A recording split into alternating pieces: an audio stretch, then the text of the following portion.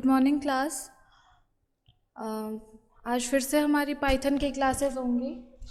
तो पहले हम ये डिस्कस करते हैं कि पिछले क्लासेस में हमने क्या क्या पढ़ लिया था। तो हमने इंट्रोडक्शन उसका पढ़ लिया था, इंट्रो पार्ट हमारा कंप्लीट हो गया था, हिस्ट्री कंप्लीट हो गई थी। एंड जो बच्चे क्लास नहीं अटेंड कर पाए थे वो प्रीवियस वीडियो जाके देख लेंगे, जो भी टॉपिक कवर हुए थे वो उन्हें क्लियर हो जाएंगे। उसके बाद हमने पढ़ा था हमारे पाइथन प्रोग्रामिंग की जो लैंग्वेज है उसको हम किस मोड में बेसिकली एग्जीक्यूट कराते हैं। तो दो मोड थे, इंटरैक्टिव एंड स्क्रिप्ट। तो हमने दोनों पढ़ लिया था। अब आज हम बात करेंगे, ये तो रही थी प्रीवियस क्लास की बात, लेकिन आज हम स्टार्ट करेंगे डेटा टाइप्स।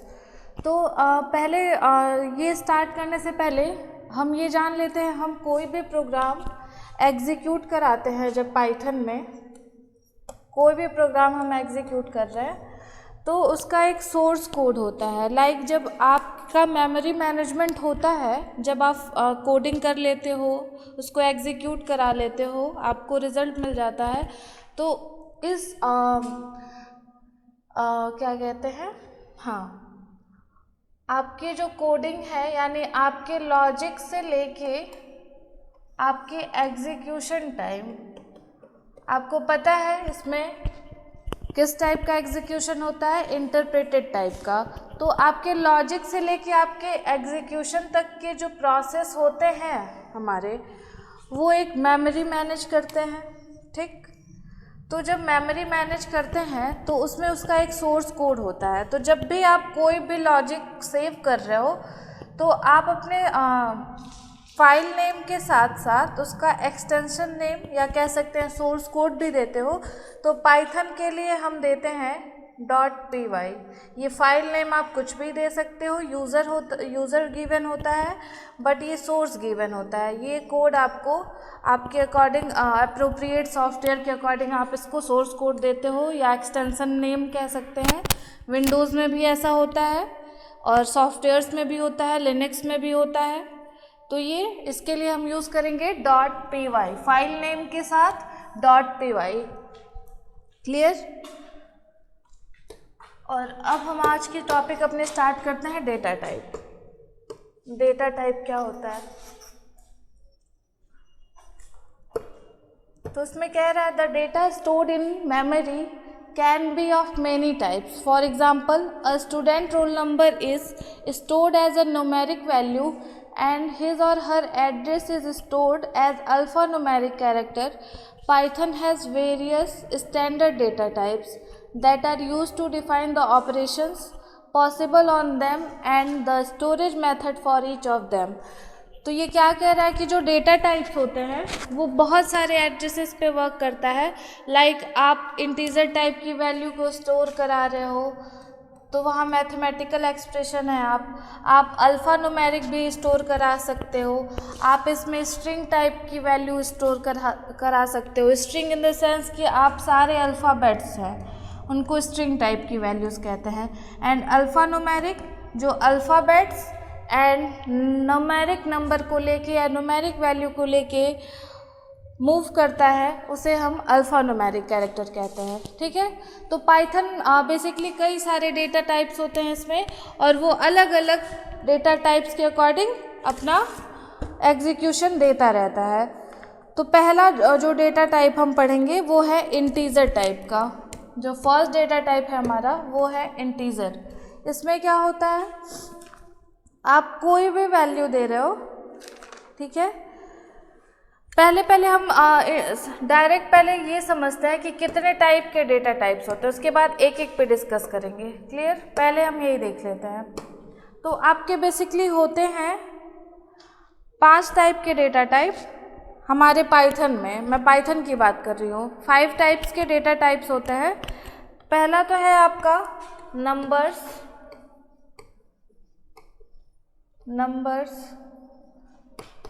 सेकेंड होता है हमारा string type data type. Third होता है हमारा डिक्शनरी टाइप,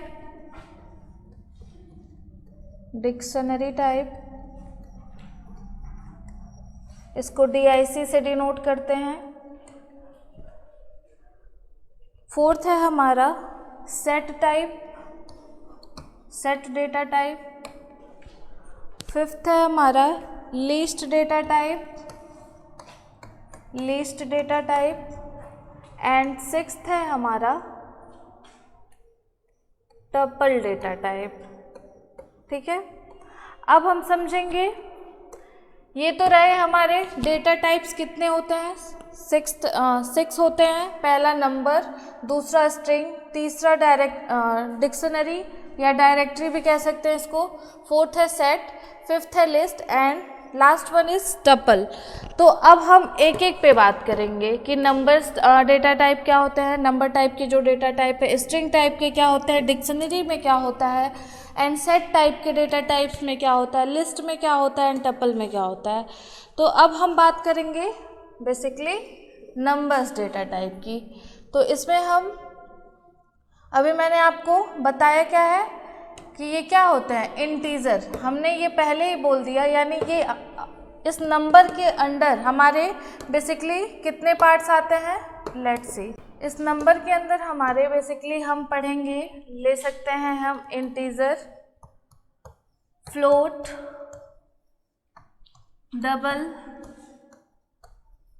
बुलियन टाइप की वैल्यूज़ को, बुलियन वैल्यूज़। ठीक है, यानी जितने पढ़ सकते हैं हम। अल्फ़ा न्यूमेरिक मैंने अभी बोला, उसको भी देख सकते हैं, वो आपके इसमें बुलियन में आ सकता है। ठीक है, तो हम इंटीजर, फ्लोट, डबल, ये सारी चीज़ें हम पढ़ेंगे।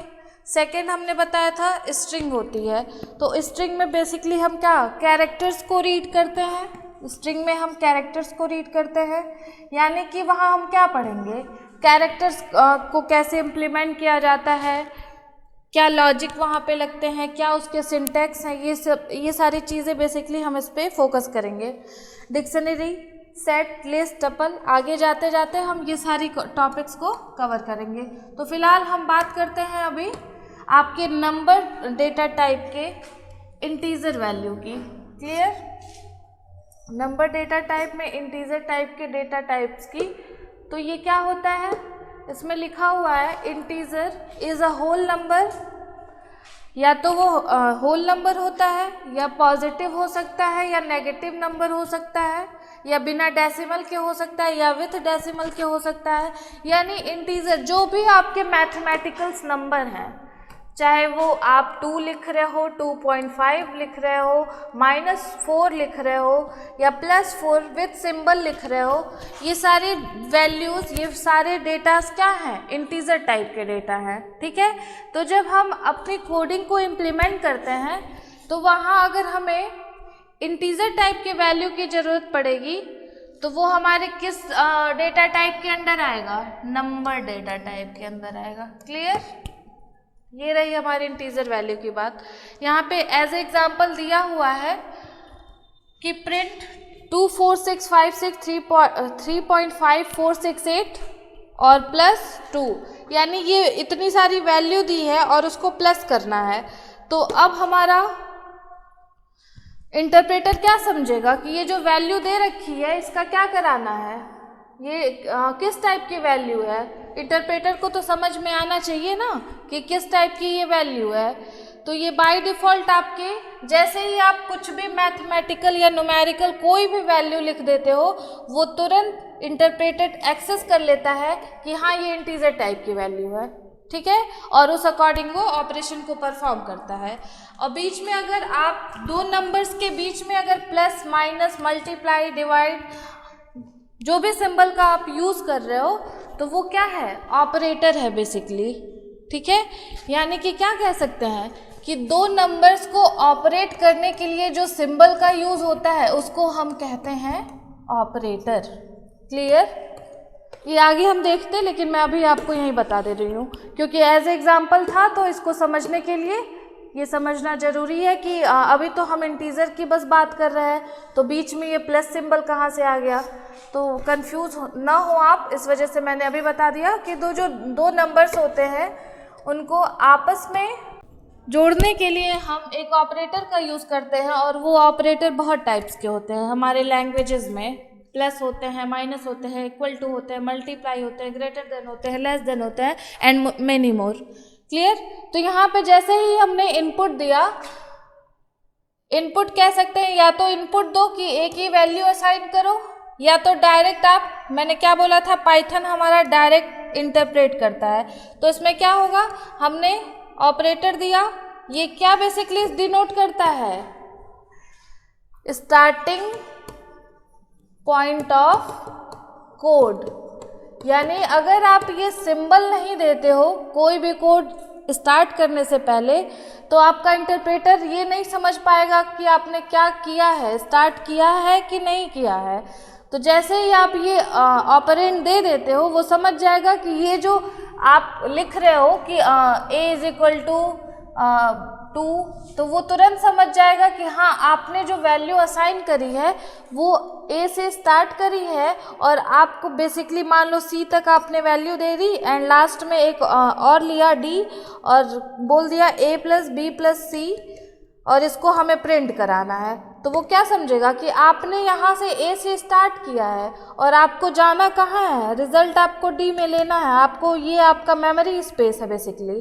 तो आपने क्या किया, a b c को ऐड कराया और एक मैसेज दे दिया कि प्रिंट व्हाट d, यानी कि ये जो वैल्यू a b c की है वो हमें d में स्टोर करानी, यानी d बेसिकली यहाँ किस टाइप के वेरिएबल की तरह बिहेव कर रहा है, इंटीजर टाइप की तो बिहेव कर रहा है, लेकिन ये क्या है, एक तरह की मेमोरी स्पेस है जो कि आपके वैल्यूज़ को, चाहे वो पॉजिटिव में हो, नेगेटिव में हो, होल नंबर हो या विथ डेसिमल हो, विदाउट डेसिमल हो, आपके प्रोग्राम्स में अगर कोई भी नंबर विथ डेसिमल आता है, मान लो लिखा है 2.5, ठीक है, तो इसको हम विथ डेसिमल या विदाउट डेसिमल नहीं बोलेंगे, यहाँ आपके समझने के लिए यहाँ पे ये लैंग्वेज यूज़ किया जा रहा है, बट प्रोग्रामिंग लैंग्वेज में इसको बोलते हैं डबल टाइप की वैल्यू, डबल टाइप की वैल्यू।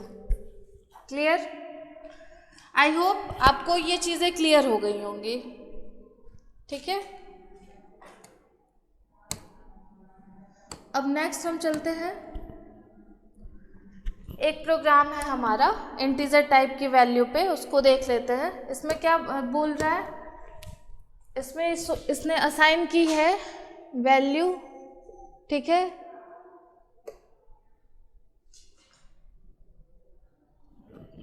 देन मैंने क्या बोला था, अल्फा न्यूमेरिक भी ये यहाँ पे रिटर्न करेगा। तो यहाँ पे इसने आस्की वैल्यू को ले रखा है कि 0B10, ठीक है। तो यहाँ पे इसने क्या बोला, इसने मैसेज दिया होगा कि ये B को प्रिंट कराना चाहता है, और यहाँ पे B की वैल्यू इसने अज्यूम कर रखी थी 2, यहाँ पे इसने कोड डायरेक्ट एग्जीक्यूट कराया है, तो इसने अज्यूम करी है कि जो B की वैल्यू है वो हम 2 रिटर्न कराना चाहते हैं, तो वहाँ इसने तुरंत वैल्यू 2 रिटर्न करा दी है। ठीक है, और एक लॉजिक और यहाँ पे इम्प्लीमेंट हो सकता है कि यहाँ पे कुछ ऐसे लिखा हुआ है, ये समझ लो एक ऑपरेटर की तरह बिहेव कर रहा है। क्लियर? ठीक है, ऑपरेटर की तरह बिहेव कर रहा है। आपको आउटपुट लेना है कि इनका जो मल्टीप्लिकेशन है, यानी कि ये डिविजिबल लेना है इसका, तो हम 5 2 क्या होता है 10, यानी 5 टाइम्स 5 के टेबल से हम जब इसको कैलकुलेट करेंगे तो ये 2 टाइम्स कट जा रहा है, तो इसने क्या रिटर्न किया, वैल्यू 2। ठीक है, फिर नेक्स्ट एग्जांपल यहाँ से समझते हैं हम। यहाँ पे ये चीज़ें, ये आपके लिए थोड़ी सी टफ हो जाएगी क्योंकि यहाँ पे ये इसने आस्की वैल्यू को ले रखा है। तो सिंपल एग्जांपल हम समझते हैं। यहाँ पे दिया हुआ है a इज इक्वल टू 10, एक मिनट इरेज कर लो, मैं इसको फिर बताती हूँ। सिंपल एग्जांपल समझेंगे। इसने क्या दिया है, इसने असाइन करी है value a is equal to 10, यानी ये स्टार्टिंग पॉइंट ऑफ कोड है हमारा। ठीक है, a की वैल्यू इसने असाइन कर दी 10। ठीक है, अब क्या बोला इसने कि हमें जो प्रिंट करना है वो a की वैल्यू प्रिंट करना है। ठीक, तो अब क्या हमारा जो इंटरप्रेटर है वो क्या समझेगा, प्रिंट ए से वो क्या समझेगा, तुरंत ये प्रिंट ए जैसे इसको यहाँ मिला उसको पता है कि हमें जाना कहाँ है, यहाँ, और इस ए की वैल्यू क्या दे रखी है 10। बट अगर वही एक चीज़ और समझनी है, अगर आपने ए की वैल्यू असाइन नहीं करी है या कर भी रही है, चलो असाइन करके देख लेते हैं, और आपने प्रिंट किया, मैसेज में आपने दिया print A, small A and capital A, कहा जाए तो दोनों ए हैं, लेकिन हमारे लैंग्वेजेस में अगर आपने स्मॉल ए दिया है तो वो वेरिएबल आपका, जब आप स्मॉल ए है, इंटरप्रेटर ने इसको एक्सेस कर लिया कि हाँ स्मॉल ए की वैल्यू इसने दे रखी है 10, क्योंकि इस स्मॉल ए की वैल्यू और इस कैपिटल ए की वैल्यू अगर हम आस्की में देखें तो दोनों की वैल्यू डिफर है। कैपिटल एंड स्मॉल लेटर में ऐसा नहीं है कि अल्फ़ाबेट्स के capital letter and small letter की आस्की वैल्यू भी सेम है, नहीं है। तो इस वजह से अगर आपने स्मॉल ए दे रखा है तो इंटरप्रेटर ने इसको एक्सेस किया है, और आपने जब वैल्यू प्रिंट करानी चाहिए, जब आपको आउटपुट चाहिए था, तो आपने कैपिटल ए दे दिया है। अब इंटरप्रेटर कंफ्यूज हुआ, ये ए क्या है, हमने तो इसको रीड किया था ना, हमने तो इसको रीड किया है, लेकिन ये कहाँ से आ गया। अब ये यहाँ पे जाएगा, एक्सेस नहीं कर पाएगा कि ये कहना क्या चाह रहे हो आप, ये वैल्यू है क्या, वो नहीं समझ पाएगा। यानी ये है कि यहाँ पे आपको, अगर आपने वेरिएबल, अभी हम वेरिएबल पे जब आगे डिस्कस करेंगे तो इस पे हम डिटेल में डिस्कस करेंगे कि अगर आपने वेरिएबल, देखिए वेरिएबल दो तरह के हो सकते हैं, ए और ए में कोई डिफरेंस नहीं अगर ऐसे देखा जाए तो, लेकिन हमारे एग्जीक्यूशन टाइम में वो काफ़ी डिफरेंट क्रिएट करता है, बहुत डिफरेंस क्रिएट कर देता है। ए की वैल्यू वो कुछ और समझ रहा है, अभी जब आपने चेंज किया, इसकी आस्की वैल्यू अलग है, इसकी अलग है, तो कैसे वो यही वैल्यू रिटर्न करे, नहीं करेगा। क्लियर। अब एक चीज़ और देखते हैं हम यहाँ पे, फिर इसने लिया है वैल्यू, तो यहाँ इसने आउटपुट दे दिया है 10। अब आगे दिया है कि to verify the type of any object in Python use the type function. हम यहीं पे एक एक फंक्शन पढ़ते चलेंगे।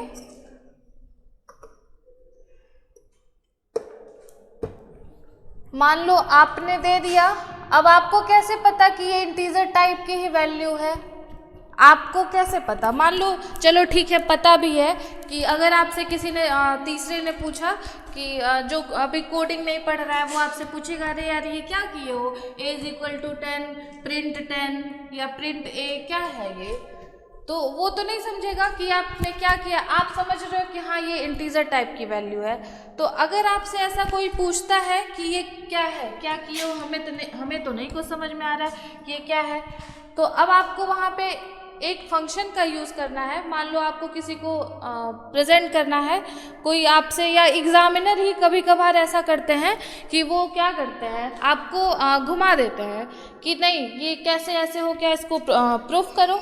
तो वहाँ पे आपको यहाँ पे इसकी फैसिलिटी अवेलेबल है आपके पाइथन में कि आप कोई भी टाइप की डेटा टाइप का यूज़ कर रहे हैं तो उसके टाइप को आप बता सकते हो, डिफाइन कर सकते हो। इसके लिए बस एक लाइन का फंक्शन है, वो फंक्शन है टाइप फंक्शन। क्लियर। तो टाइप फंक्शन बेसिकली हम कैसे लिखते हैं, TYPE type and parenthesis, not bracket, यहाँ पे ब्रैकेट नहीं बोलते, पैरेंथेसिस। आपने सी लैंग्वेज जब पढ़ा था तो ये सारी चीज़ें बेसिक सी पढ़ी होंगी। यहाँ पे इसको पैरेंथेसिस बोलते हैं, यानी ये टाइप फंक्शन हो गया। ठीक है। अब टाइप फंक्शन को आप एग्जीक्यूट कैसे कराओगे, ठीक है। तो यहाँ पे इसने दिया है, एक मिनट,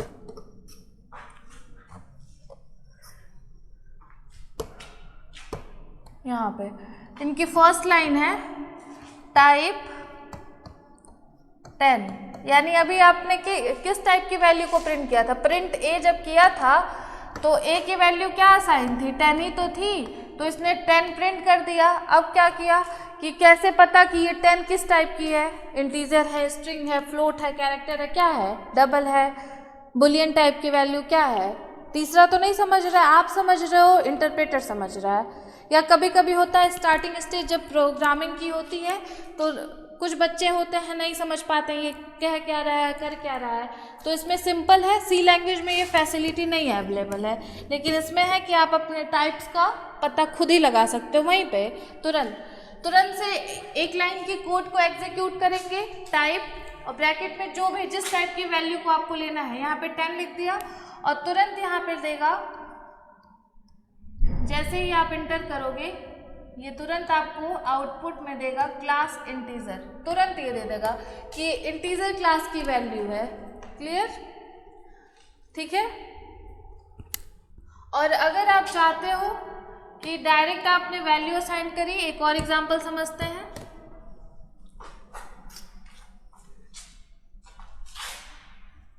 और डायरेक्ट आप वहाँ पे वैल्यू के साथ साथ क्लास भी प्रिंट कराना चाहते हो तो एक और कर सकते हैं। मान लो हमने वैल्यू दे दी a = 11 दे दिया। क्लियर?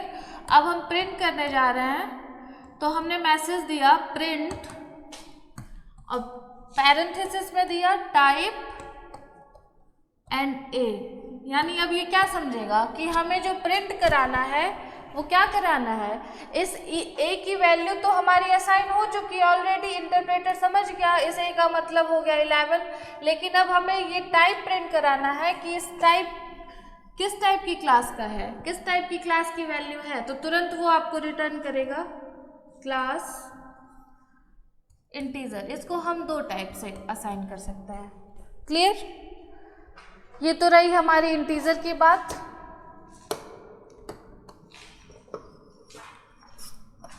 अब हम नेक्स्ट हमारे नंबर्स डेटा टाइप में चलते हैं आगे, फ्लोट टाइप के डेटा टाइप पे। फ्लोट टाइप में क्या होता है, मैंने अभी आपको स्टार्टिंग में ही बता दिया था कि इसमें बेसिकली आप क्या करते हो, जो आपकी डेसिमल नंबर्स होते हैं, ठीक है, चाहे वो पॉजिटिव में हो या नेगेटिव में हो, उसको हम फ्लोट टाइप की वैल्यू कहते हैं। ठीक है, यहाँ पे लिखा हुआ है फ्लोट और floating point number is a number, और पॉजिटिव और नेगेटिव कंटेनिंग 1 और मोर डेसिमल, 1 डेसिमल 2 डेसिमल जितने भी, मान लो 2.5 है या फिर 25.55 है, जिस टाइप की वैल्यू है वो सेपरेट कर रहा हो अगर दो नंबर्स को एक पॉइंट से यानी डेसिमल से, तो वो हमारे जो डेटा टाइप कहलाते हैं वो फ्लोट टाइप के डेटा टाइप कहलाते हैं। और उसका भी जो एग्जीक्यूशन है सेम हमारे इंटीजर टाइप की है, बस जब वो वैल्यू रिटर्न करेगा तो इंटीजर टाइप की ना करके फ्लोट टाइप की करेगा। बाकी चीज़ें एज यूजुअल जैसे इंटीजर टाइप में है वैसे ही उसमें है, लेकिन एक बार हम देख लेते हैं। ठीक है, मान लीजिए हमने इनपुट दिया y = 2.8। ठीक है, अब हमने क्या बोला कि प्रिंट y, ऐसा तो नहीं है कि वो क्या करेगा 2.8 को तुरंत मेज़र करने लगेगा, मेज़र करके या तो अप्रॉक्स दे देगा या तो उससे कम देगा या तो ज़्यादा देगा, ऐसा कुछ नहीं है कि बस, लेकिन ऐसा नहीं है कि रियल नंबर ही हमें चाहिए कि मान लो 2.8 है तो उसको हम 3 सपोज कर ले या फिर 2 ही सपोज कर ले, ऐसा कुछ नहीं है। जिस टाइप की वैल्यू है जितने पे है उतना ही रिटर्न करेगा। अगर हमने वैल्यू 2.5 असाइन की है तो 2.5 ही रिटर्न करेगा, 2.8 है या 0.000 है तो वही चीज़ें वो रिटर्न करेगा। और सेम प्रोसेस इसका भी है, अगर हमें इसके टाइप को पता करना है तो तुरंत हम ऑपरेटर्स के साथ हम देंगे y = वैल्यू एंड प्रिंट करेंगे क्या, प्रिंट पैरेंथेसिस में टाइप और y पैरेंथेसिस क्लोज, और जैसे ही आप इंटर करते हो आपको आउटपुट क्या मिलेगा कि ये किस क्लास से बिलोंग करता है, क्लास फ्लोट, ये फ्लोट टाइप की क्लास से बिलोंग करता है। क्लियर? अगर आप 0.4 भी देते हो तो भी ये समझेगा क्या कि ये फ्लोट टाइप की, ऐसा नहीं है कि इस पॉइंट को ये रिमूव कर दिया कि जैसा कि अभी मैंने बोल दिया कि हाँ ये दो नंबर्स को डेसिमल पॉइंट्स के साथ सेपरेट करता है, ऐसा कुछ नहीं है।